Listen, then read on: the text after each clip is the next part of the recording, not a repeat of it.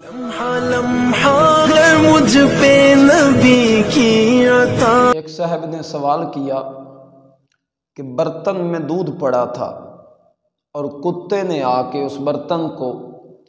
باہر کی جانب سے سونگھ لیا،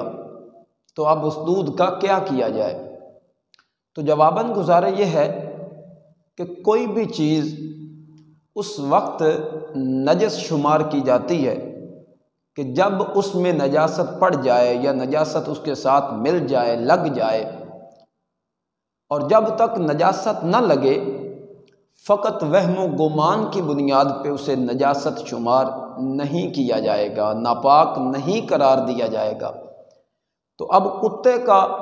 جو لعاب ہے یہ نجس ہے، اور یہاں پہ کتا آیا اور آ کے اس نے برتن کو بیرونی جانب سے فقط سونگا، لعاب نہیں لگایا، تو اب صرف سونگنے کی بنیاد پر اس کو نجس شمار نہیں کیا جائے گا، لہٰذا برتن میں جو بھی دودھ ہے وہ پاک ہے، اس کو پاک ہی مانا جائے اور بغیر کسی تردد کے اس کو اپنے استعمال میں لایا جائے، ضائع نہ کیا جائے۔ لمحہ لمحہ ہے مجھ پہ نبی کی